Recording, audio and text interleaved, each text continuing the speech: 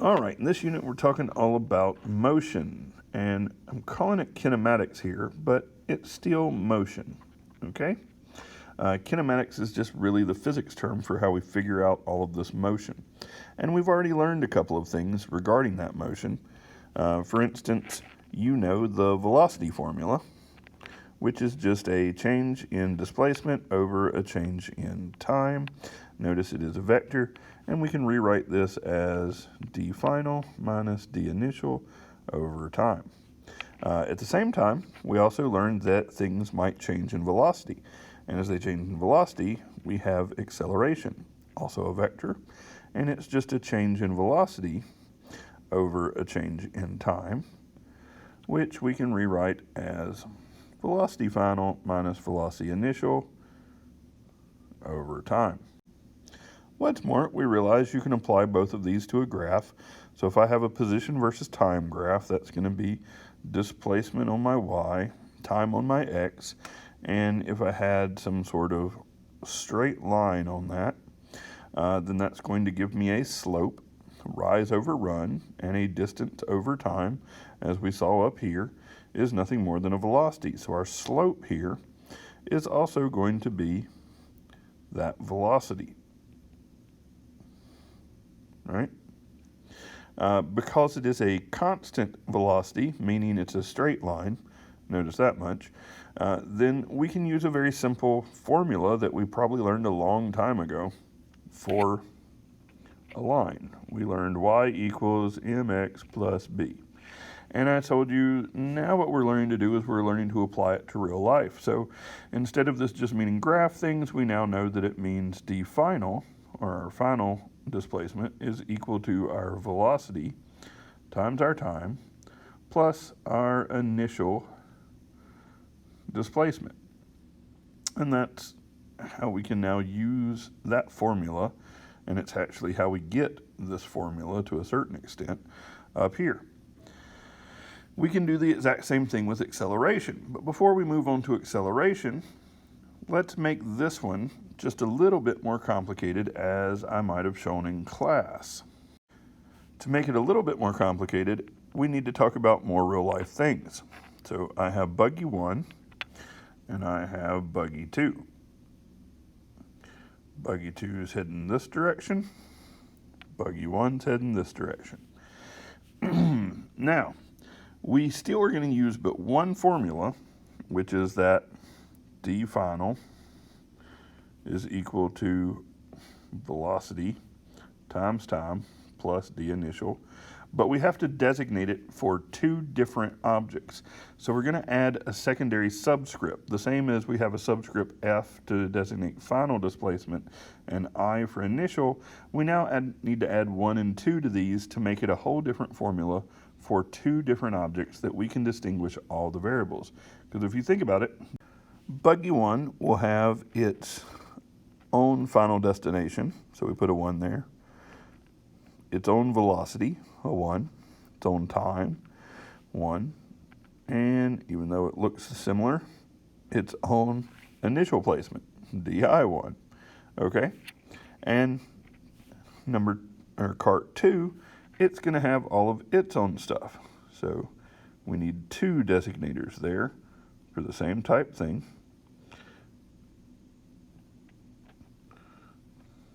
And there we are.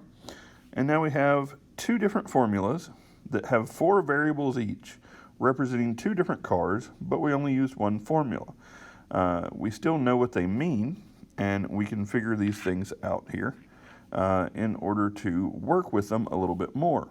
Because first of all, if we're placing them somewhere, such as on a track that's around 5 meters, we know that one has to start at the 0 point, and one's going to have to start at the 5 meter point if we put them on that track. So now we can understand and know its starting place for each. If we're looking for a collision course, where we might say, well, they're going to run into each other at some point in place, then there's something else that we already know. That means that we now have a qualifying statement. we know that they're going to reach the same place at the same time, because that's what a crash is. So that means that df equals df1 equals df2, and that t1 is equal to t2. So that reduces things again, because now that we have that, we can actually end up erasing some of this. If it'll let me erase. We don't need the 1 there, or the 2 there. We don't need the 1 there, or the 2 there. Now we have far less variables. And I told you, you're going to measure some. So if we got the velocity of 1, let's say we measured it and it was 10 meters per second. And let's say we measured the velocity of 2, and it was equal to 5 meters per second. Now we do need to do something else, because notice that second cart is moving backwards. We have to use that super common sense power and say, oh, well, that one's going to be a negative if the other one's positive. And so this will make a lot of sense for things. Now we have even more variables that we can really eliminate, because now we really know and have something we can put in for velocity, right? We have velocity, and so a lot of people would be tempted to go ahead and start sticking numbers into this, but we're not going to do that. We're going to solve it by using this qualifying statement, and we're going to keep all the variables there, but we're going to solve it for t when we rewrite it, because now if d1 or df1 is equal to all of this, then we can put that in for that. And if df2 is equal to all of this, then we can put that in for that. So we can write a new qualifying statement where we say that v1 times t plus di1 is equal to v2 times t plus di2. And we're going to take that and solve it. So let's do that. So let's use our super algebra powers in order to get all of our like terms on one side. That just means using the opposite function of, and gives us a new statement. v1t plus di1 minus di2 is equal to v2t. Now I need to get my vt's on one side, so a negative there. Don't want to use division yet, because I still have too many plus and minuses on one side. And that'll give us yet another statement of di1 minus di2 is equal to v2t minus v1t. And I should notice something. I can factor that out. So here we go. Now we have t of v2 minus v1. And we can then do our last thing to get our t nice and alone by divide both sides by v2 minus v1. v2 minus v1. And then I'm just going to switch their sides, but they still equal the same thing. I now have t is equal to di1 minus di2 divided by v2 minus v1. And I have a nice way to solve, because I have all of the variables here. Now I can plug and chug. So let's do that. So here I plugged in all of my stuff in the proper things. I knew where it was starting. I knew the velocities. I knew how to put it together, solve it down. Both of them are negative, so that cancels out, which is good because time can't be negative. And yes, I do end up with seconds. Notice I put my units throughout. That's because this will actually tell me something very important here.